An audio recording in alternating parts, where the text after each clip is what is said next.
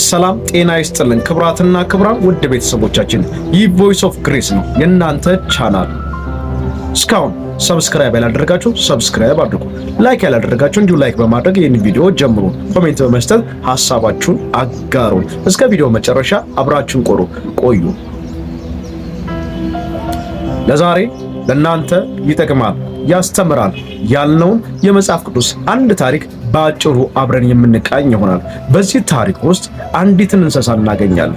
መዝሙረኛው ዳዊት በብርቱ የጻፈላት ስለሷ ያወራላት ዋላ ስለምትባለው እንስሳ በደንብ የምንቃኝ ይሆናል። እርሶም ታዲያ እስከ ቪዲዮ መጨረሻ አብራችሁን ቆዩ። ለሌሎች የቪዲዮ ተደራሽ እንዲሆን ሼር በማድረግ ከኛ ጎን የሆኑ መልካም ቆይታ ይሆንላችሁ። ሰላም ጤና ይስጥልኝ የቮይስ ኦፍ ግሬስ ቤተሰቦች፣ ዛሬ በዓለማችን ካሉ እጅግ ማራኪና ምስጢራዊ ፍጥረታት አንዷ ወደ ሆነችው በመጽሐፍ ቅዱስ ውስጥ የከበረ ቦታ ስላላት እንስሳ እንነጋገራለን። መዝሙረኛው ዳዊት በስደትና በመከራ ውስጥ ሆኖ ነፍሱ እግዚአብሔርን እንዴት እንደተጠማች ሲገልጽ እንዲህ ብሎ ተቀኝቷል። ዋላ ወደ ውሃ ምንጭ እንደሚናፍቅ አቤቱ እንዲሁ ነፍሴ ወደ አንተ ትናፍቃለች። መዝሙረ ዳዊት ምዕራፍ 42 ቁጥር 1። ይህንን መንፈሳዊ ምስጢር በጥልቀት ለመረዳት መጀመሪያ መጽሐፍ ቅዱስ ለምን ይህችን እንስሳ በምሳሌነት እንደመረጣት በተፈጥሮ ሳይንስና በአኗኗር ዘይቤዋ ላይ በመመስረት እንመልከት። ዋላ በተፈጥሮ እጅግ አስደናቂ ፈጣንና ጥንቁቅ ፍጥረት ናት። መገለጫዎቿም እንደሚከተሉት ናቸው። ዋላዎች በተለይም ወንዶቹ እጅግ ግዙፍና ወደ ኋላ የታጠፉ ቀንዶች አሏቸው።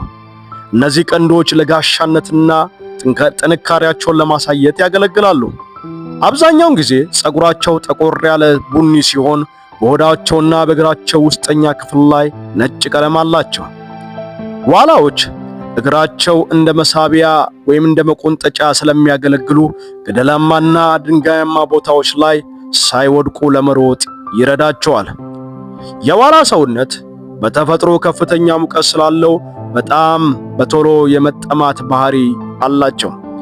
ጥማታቸውም ተራ ሳይሆን የህልውና ጉዳይ ነው። ዋላዎች አብዛኛውን ጊዜ በቡድን ይንቀሳቀሳሉ። ሴቶችና ግልገሎቻቸው አንድ ላይ ሲሆኑ፣ ወንዶች ደግሞ ለብቻቸው ቡድን ይመሰርታሉ።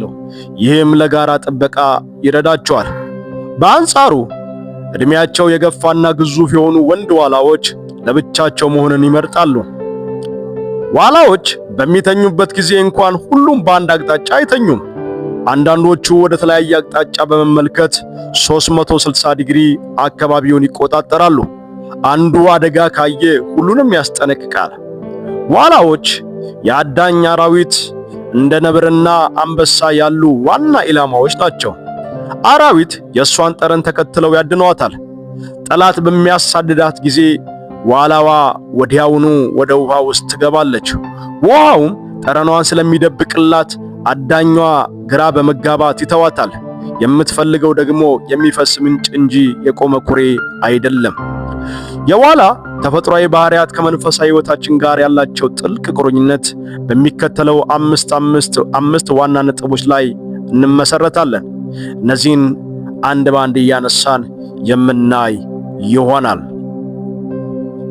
የኃይለኛው ጥማትና ምስጢርና የነፍስ ናፍቆት። ዋላ በተፈጥሯ የሰውነቷ ሙቀት ከፍተኛ በመሆኑ ያለ ውሃ ላፍታ መቆየት አይቻላትም። ጥማቷ ሲበረታ በአፏ አየር እየሳበች የምታሰማው ድምፅ እጅግ ልብን የሚነካ ነው። መንፈሳዊ ቁርኝነቱን ስናይ ይህ በመዝሙር 42 ቁጥር 1 ላይ የተጠቀሰው የነፍስ ጥማት ነው። ሰው ያለ እግዚአብሔር ጸጋና ፍቅር ሲኖር ነፍሱ ትደርቃለች።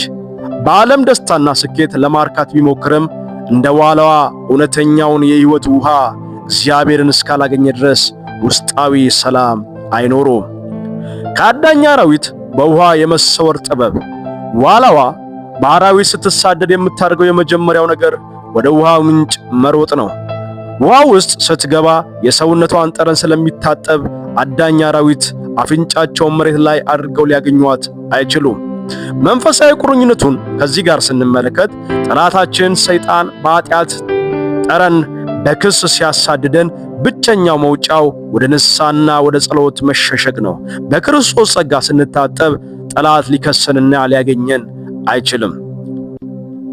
ዋላ የቆመና የሚሸት ኩሬን አትጠጣም፣ ምክንያቱም የቆመ ውሃ አይቀዘቅዝም፣ ጠረኗንም አይሰውርላትም።